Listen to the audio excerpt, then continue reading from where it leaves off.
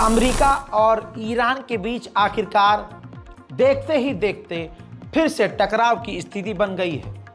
हजरात, जहां ये उम्मीद की जा रही थी कि शायद डोनाल्ड ट्रंप ईरान से डील कर लेंगे और शुरुआत में अमेरिका को सिर्फ एक ही कंसर्न था ईरान से कि ईरान परमाणु ना बनाए, इसकी वो गारंटी ले ले और गारंटी दे दे। लेकिन दोस्तों, बात यहां तक आते आते पलट गई है। दोनों देशों के बीच यानी ईरान और अमेरिका के बीच टकराव बढ़ गया है। जैसा ईरान के supreme leader Ayatollah Syed Ali खामनाई ने पहले ही कहा था कि इस अमेरिका से बातचीत बेकार रहेगी, हफ्तों और महीनों के बाद वही चीज़ नज़र आ रही है। नाजरीन, मामला ये है कि ईरान से कहा गया था कि आपसे हम छोटे मोटे मुद्दों पर, खासकर बस ये जो परमाणु वाला मसला है इस पर बात करेंगे, लेकिन डोनाल्ड ट्रंप की शर्तें और ज़िद बढ़ती गई। अब डोनाल्ड ट्रंप सरकार ने कहा कि हम 1% भी यूरेनियम ईरान बना सके ऐसा नहीं चाहते। हम चाहते हैं कि ईरान 1% भी यूरेनियम ना बना सके। यही अमेरिका अभी कुछ हफ्ते पहले तक ये कह रहा था कि इतना यूरेनियम बना सकता है ईरान जितना वो अपने सिविल सोसाइटी के लिए इस्तेमाल करे और ईरान के विकास के लिए इस्तेमाल करे। लेकिन अब फिर से कुत्ते ने काट लिया है डोनाल्ड ट्रंप को और इतना जहर था डोनाल्ड ट्रंप में, कुत्ते की मौत हो गई है। लेकिन अभी भी ट्रंप पूरा जहर फैला रहे हैं और डोनाल्ड ट्रंप की अब ये बात है, उसकी ये जिद है कि नहीं, ईरान जो है 1% भी यूरेनियम ना बना सके। बार बार पलटता है ये डोनाल्ड ट्रंप। इसी वजह से दोनों देशों के बीच टकराव की स्थिति बढ़ चुकी है। रिपोर्ट आपकी स्क्रीन पर। इस बयान के बाद देखिए, सीधी दो टूक ईरान के विदेश मंत्री ने कह दी है बात। ईरान के विदेश मंत्री ने कहा है कि ये जो 1% भी यूरेनियम बनाने का अधिकार हमसे छीना जा रहा है और अब नई नई शर्तें ट्रंप के द्वारा रखी जा रही हैं कि आप यूरेनियम ही नहीं बना सकते। इसका मतलब ये है कि ईरान और अमेरिका की डील नहीं हो सकती।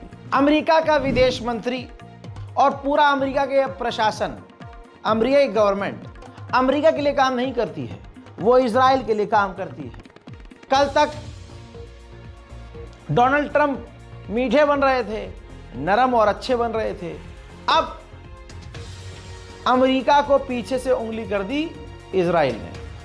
अब अमेरिका के विदेश मंत्री कह रहे हैं कि 1% भी अगर ईरान यूरेनियम बना सकता है और अगर यूरेनियम बनाने के काबिल बनता है, उसके पास वो रिसोर्सेज होते हैं, तो वो कभी भी इजराइल के खिलाफ हथियार बना सकता है, किसी के खिलाफ भी वो हथियार बना सकता है। और हम ये नहीं चाहते कि ईरान इजराइल के लिए कभी खतरा बने। पहले ये बयान सुनिए, फिर आगे बात करते हैं। Well, look, if you're able to enrich at any level, you now are basically able to enrich at weapons grade very quickly. I mean, that's just a fundamental fact, and everyone knows it, and that was the problem with the Obama deal. But the end goal here is simple. Iran can never have a nuclear weapon. And the president's preference, because he doesn't like war, the president's preference is to achieve that through a peaceful negotiation. He's a builder, not a bomber. That's what he views himself as, and that's what he is. He's a president that wants peace, and so he's offered that route. And that's one we hope the Iranians will take. But he's been very clear. Iran is never going to have the capability, they're never going to have a nuclear weapon. It's not going to happen. हजरात मोहतरम, इससे एक बात और clear आ जानी चाहिए समझ में हम सभी को, अगर हमारे पास दिमाग है और अगर हम गू नहीं खाते, कि बाबू डर तो सिर्फ ईरान का है कि अगर ईरान 1% भी यूरेनियम बना रहा है तो अमेरिका कह रहा है कि कभी भी ईरान फिर हथियार बना सकता है। ये खौफ है, ये ईरान का भौकाल है। वहीं दूसरी तरफ डोनाल्ड ट्रंप ने ईरान के खिलाफ जहर उगलते हुए कहा कि जब ईरान के पास अंधाधुंध तेल है ज़्यादा मात्रा में, तो फिर ईरान को न्यूक्लियर की क्या ज़रूरत है। A lot of oil. People don't realize they're one of the biggest in the world. And it's very good oil, meaning it's pure, perfect stuff. They don't have to, spend a fortune on gases and energy in order to melt the rock and everything. They have pure, unadulterated, good oil. And you say, why does somebody that has that kind of oil, other than being politically correct, but when you have unlimited amounts of oil and gas, why are you putting up, why do you need civil nuclear? I just don't see it. But I mean, are you going to call for it all? And to I be think nuclear is dismantled? fine. I think nuclear is fine for civil if you have a country with no oil. But if you're sitting on तो अब मैं सवाल करूंगा as a journalist, चलिए as a आम नागरिक, एक ऐसा व्यक्ति जो खबरें देखता है, सवाल फिर ये है कि भाई अमेरिका के पास 94 न्यूक्लियर पावर प्लांट है और हो सकता है उससे ज़्यादा भी है ना, तो नहीं होने चाहिए थे। क्यों? क्योंकि ईरान से 2 गुना ज़्यादा तुम्हारे पास तेल है। तो अगर आप कह रहे हो कि ईरान के पास भारी भरकम मात्रा में तेल है तो ईरान को परमाणु नहीं हासिल करना चाहिए, तो फिर वही चीज़ आपके साथ भी अप्लाई होनी चाहिए ना। आपके पास परमाणु इतने ज़्यादा क्या कर रहे हैं जबकि आपके पास ईरान से कई गुना ज़्यादा तेल है, लेकिन इस पर जवाब कोई नहीं देगा। उधर अमेरिका ने कंफर्म किया है कि हमने हांगकांग को धमकी दी है कि ईरान से तेल लेना बंद कर दे। 16 साल के एक बच्चे को, इजरायली बच्चे को, 16 साल के बच्चे को इजराइल ने गिरफ्तार किया है। उस पर इल्ज़ाम यह है कि ये 16 साल का यहूदी लड़का इजराइल के पूर्व प्रधानमंत्री नेफ्ताली बेनेट, जो इस वक्त अस्पताल में बीमारी की वजह से भर्ती हैं, उनकी जासूसी कर रहा था और इंफॉर्मेशन इकट्ठा करके ईरान को दे रहा था। ईरान के जो सदर हैं, ईरान के जो राष्ट्रपति हैं, उन्होंने कहा अपनी भरी सभा में आवाम को संबोधित करते हुए कि ये जो डोनाल्ड ट्रंप अच्छा बन रहा है, ये एक तरफ हमसे डील की बात कर रहे हैं, पीस, शांति और अमन की बात कर रहे हैं, और दूसरी तरफ ये हमें धमका रहे हैं, तो हम कैसे इन पर भरोसा करें। साथ ही ईरान के राष्ट्रपति ने कहा कि ये वो अमेरिका है जो गिफ्ट के तौर पर गाजा के लोगों को मार रहे हैं और मरवा रहे हैं। ये दोगलापन नहीं तो क्या है? बयान सुनिए। کاری که ترامپ اومد تو منطقه انجام داد و حرفایی رو زد که غیر از خودش شاید کسی نتونه باور بکنه و تهدیدایی رو که برای ما مثلا میزنن. از یه طرف از صلح حرف میزنه، میگه ما میخوایم در منطقه صلح باشه، از یه طرف میگه ما ابزاری درست کردیم که این ابزار تو دنیا نمیدونم وحشتناک نابود میکنه. کدوم یک از حرف این رئیس جمهور رو ما باید قبول کنیم؟ پیام صلحش رو یا پیام کشتار و نابودی انسانها رو؟ اسرائیلی که اونجا قرار گرفته 60,000 انسان بیگناه رو وحشیانه از بین برده، در غزه آب و نان و غذا رو بر روی مردم و کودک و پیر و جوان بسته و این آقایون ادعا میکنن حقوق بشری هن، ادعا میکنن که انسانی. रिपोर्ट ये बता रही है कि ईरान अमेरिका के आगे झुकने से इनकार कर रहा है। रिपोर्ट में सामने ये आया है कि ईरान से जो अमेरिका ने मांग रखी है कि 0% हम आपको, मतलब 1% भी अलाउ नहीं करेंगे कि आप यूरेनियम बनाएं, इस शर्त पर ईरान बिदक गया है। ईरान सीधा सीधा कह रहा है कि किसी भी हाल में फिर कोई डील नहीं हो सकती। हालांकि ट्रंप पूरी तरह से चाह रहा है कि डील हो जाए। ईरान के राष्ट्रपति पेजेश्कियान ने कहा, जो हमारी रिलीजियस थॉट है ना, जो हमारा धर्म है, वो हमको सिखाता है, बताता है, और हमारे धर्म की नीति ये है कि हम परमाणु ना बनाएं, और हमें परमाणु बनाना भी नहीं है, ना हमने बनाया है ना हम बनाएंगे। लेकिन डोनाल्ड ट्रंप जो हमारे न्यूक्लियर पावर प्लांट को बंद करने और ख़त्म करने की बात कर रहे हैं, डोनाल्ड ट्रंप के पास यह अधिकार नहीं है। ईरान के राष्ट्रपति ने बिना कुछ कहे बड़ी धमकी दे दी है। कहा है कि अगर यूरोप की तरफ, वेस्ट की तरफ तेल का जो फ्लो है वो बंद हो गया, तेल जो जाता है पर्शियन गल्फ के ज़रिए दूसरे देशों में, वेस्ट के देशों में, वहाँ तेल जाना बंद हो गया तो ये तमाम वेस्ट के देश जो हैं परेशान हो जाएंगे। यानी ईरान धमकी दे रहा है कि अगर हम पर दबाव डाला गया तो हम अपने रास्ते को, यानी एक दुनिया के छोर से दूसरे छोर में जो साजो सामान जाता है, खासकर तेल, ईरान के करीब पर्शियन सागर से होते हुए जाता है, तो इनडायरेक्ट में धमकी ये दी है कि हम वो रास्ता ही बंद कर देंगे, फिर मुन्ना करोगे क्या। उधर ईरान और अज़रबैजान करीब फिर से हुए हैं और अज़रबैजान और ईरान ने मिलकर खतरनाक बॉर्डर पर ड्रिल शुरू कर दी है।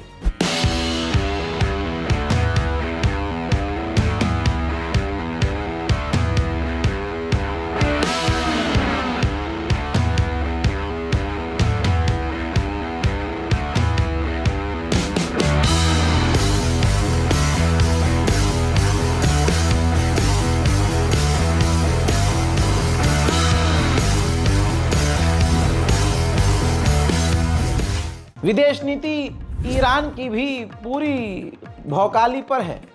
जो चीज़ कभी हम सोच नहीं सकते ईरान वो कर रहा है। लीजिए आपको हिला देने वाली तस्वीर दिखा रहा हूं। ईरान पहुंचे तालिबान के विदेश मंत्री और ईरान के राष्ट्रपति से सीधा उनकी मुलाकात हो गई। दोनों के चेहरे बता रहे हैं कि दोनों एक दूसरे के साथ कई सारे मुद्दों पर राजी हुए हैं और काफ़ी तरह के टकराव खत्म हुए हैं। भारत पाकिस्तान में बैठे हुए शिया सुन्नी करने वाले जहरीले लोगों के मुंह पर यह जोरदार तमाचा है।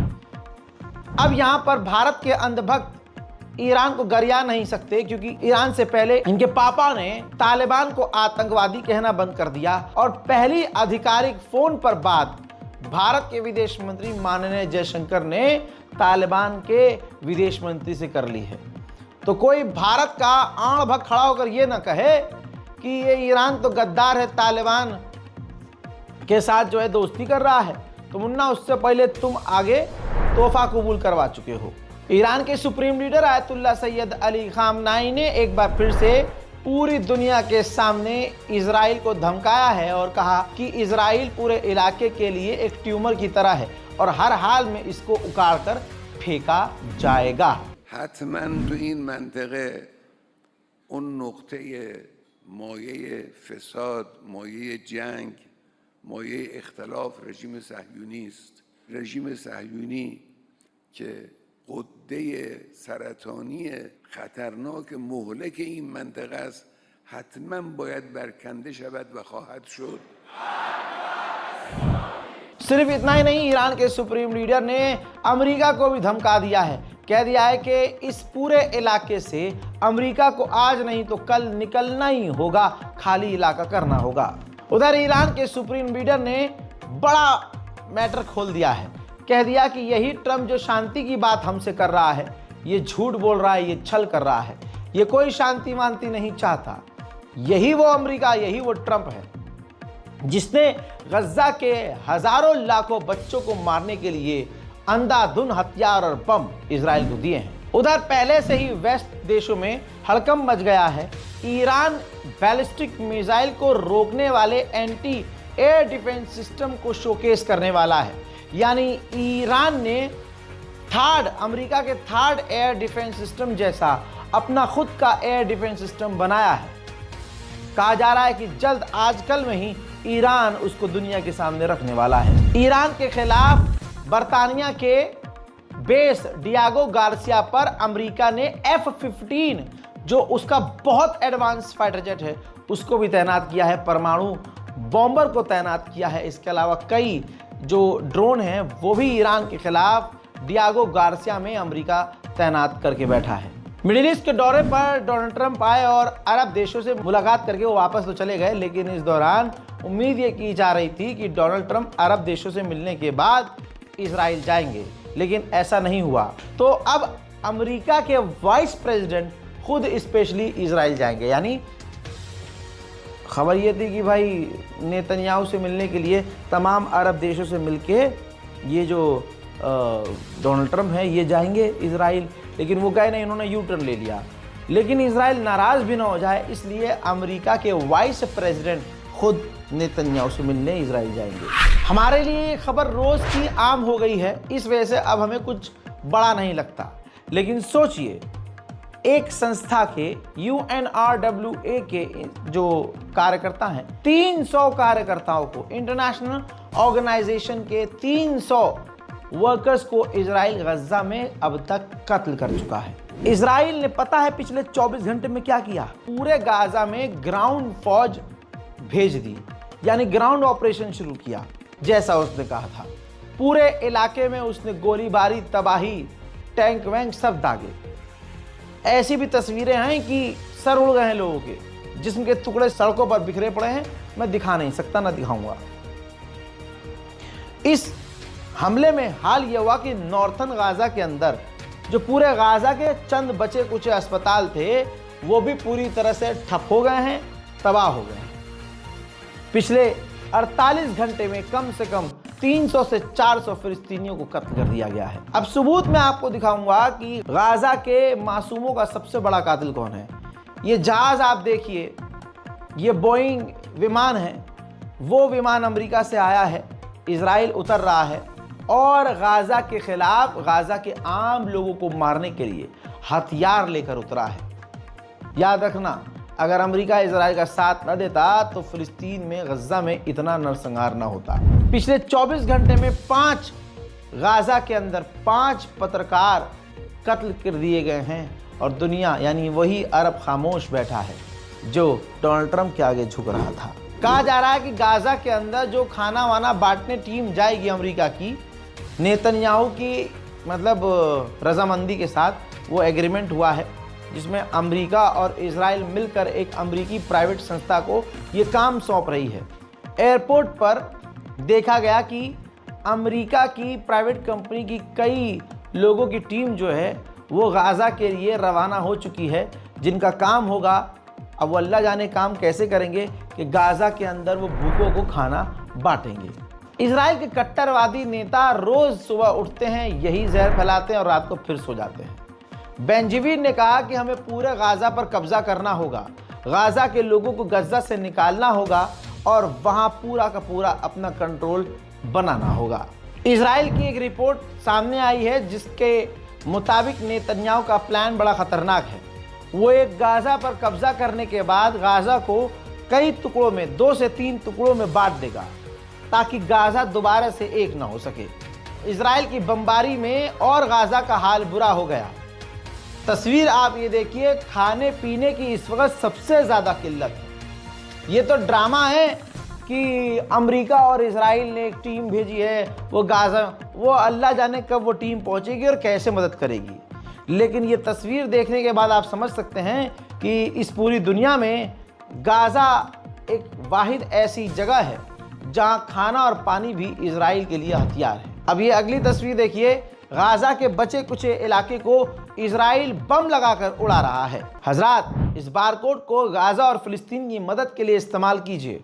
नीचे दिया गया अकाउंट नंबर भी इसीलिए है ताकि आपके मन में अगर है कोई मदद गाज़ा को देने के लिए, तो 31 मई लास्ट डेट है भाई, उसके बाद हम माजरत कर लेंगे। 31 मई तक हमारी कोशिश है कि फ़िलिस्तीन एम्बेसी जाएं और जैसे तैसी जो भी मदद हो सकती है हम वहाँ के मजलूमों के लिए मदद दें।